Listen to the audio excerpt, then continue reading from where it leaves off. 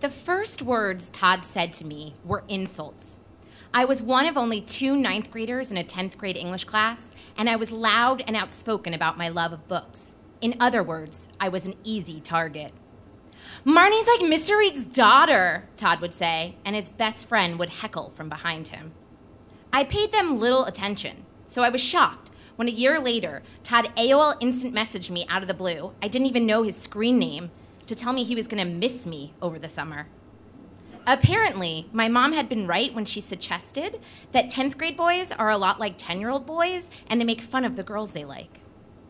That summer, Todd wrote me a dozen letters, revealing a completely different person than I envisioned. He was a lifeguard at a summer camp, and he wrote me letters regaling me with stories of teaching campers how to swim and getting up before the entire camp to watch the sunrise from his lifeguard chair. When I revealed to him that I was homesick at my program in California, he enclosed grass from our hometown in his latest letter. Over time, the sight of a letter from him in my mailbox was enough to make me smile all day long. My friends that summer pegged him Letter Boy, and they swooned over each successive letter. By October, we were boyfriend and girlfriend. As a teen who felt deeply misunderstood by my peers, Todd was the first person outside my family to make me feel understood, and he was the first person to make me believe that I was truly beautiful. We spent many evenings on the phone together, learning everything we could about one another and quizzing each other who wants to be a millionaire style. Todd continued to charm me with thoughtful gestures. For our 2-month anniversary, he took me out to dinner at the most expensive restaurant in our town. I was so nervous that he was gonna have to pay by washing dishes, I could barely enjoy the meal. And then for Valentine's Day, I told him I had no desire to celebrate. I didn't believe in it. It was a commercial holiday, but he didn't listen. He snuck into my childhood bedroom to leave surprises on the bed for me to find when I came home. There were balloons and a puzzle of Snoopy and Woodstock, names we called one another, and a copy of his favorite book from childhood, The Great Honey Hunt, which he later read to me in a read-aloud. I fell in love with Todd, but on a completely different timetable than he fell in love with me. Very early on, he used those 3 weighty words, and I told him I wasn't ready to say them back. But over time, I relented because it felt weird not to say it when someone was saying it to you. I'll never forget one time I was driving home from his house. We were dating for about 4 months, and I realized, wow, I really do love this guy who I've been saying I love you to for weeks. Even though I loved Todd, I ultimately believed that we shouldn't hold each other back. So knowing he was going to college, I thought we should break up.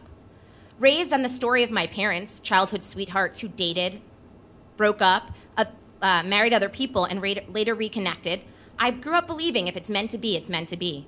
So I thought it was okay to break up with Todd, let him go off to college, and have our own experiences. It took me 2 tries to break up with Todd. The first time, he cried unconsolably and continued to call me every day, so I relented, even though I was going away for the summer to Israel. He wrote me long emails telling me about crying at Dave Matthews Band concerts without me at his side and calling my phone number to listen to my voice on my voicemail.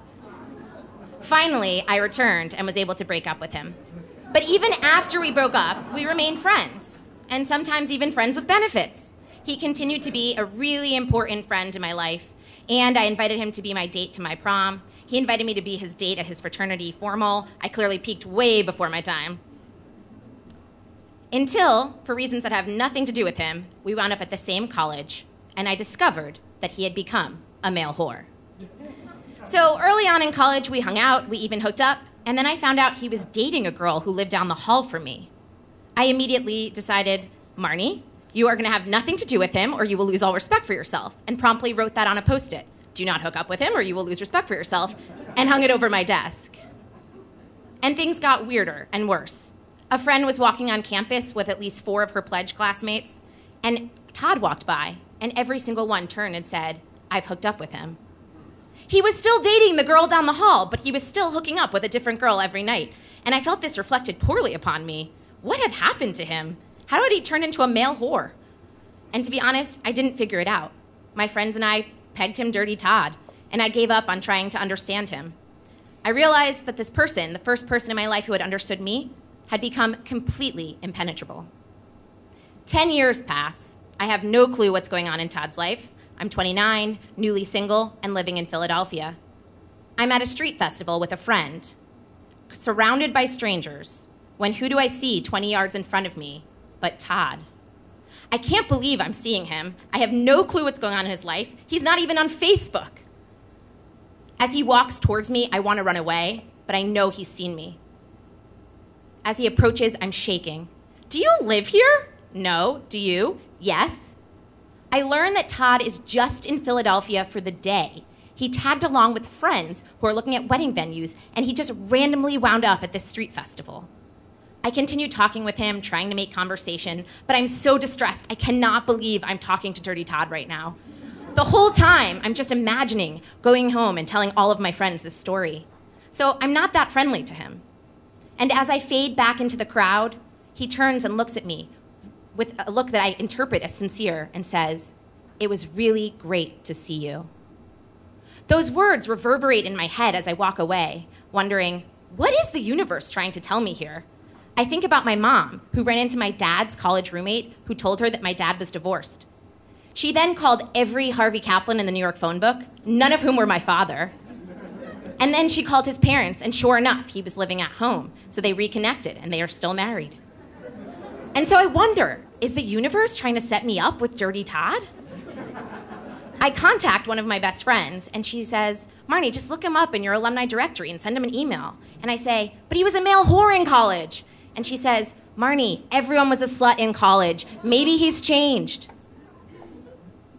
I'd like to tell you. So I decide to send him an email. I ask him some questions about his life, and I wait to see what happens. I'd like to tell you that Letter Boy wrote me back a really great email, and that I finally figured out this mystery that had been plaguing me for 10 years. But the email he wrote back was elucidating in a completely different way. He asked about my parents' snack pantry. He insulted my twin brother and a common friend of ours. And overall, the email made me question his literacy. I immediately deleted it and gave it no thought, realizing there's nothing connecting us here, and the universe isn't trying to tell me anything. But at least now I know that Dirty Todd and I were not meant to be.